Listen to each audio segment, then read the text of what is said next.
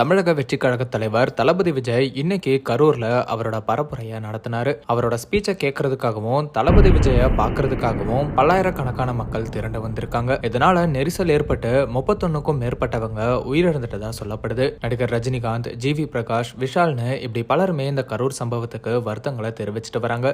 இந்த ஒரு சூழ்நிலையில தளபதி விஜய் திருச்சி ஏர்போர்ட்ல பிரஸ் சந்திச்சு இந்த துயர சம்பவத்துக்கு பதிலளிக்காம போனது பெரிய சர்ச்சை ஏற்படுத்தியிருக்கு. இந்த நிலையில தளபதி விஜயே இப்போ இதை பத்தி பேசியிருக்காரு.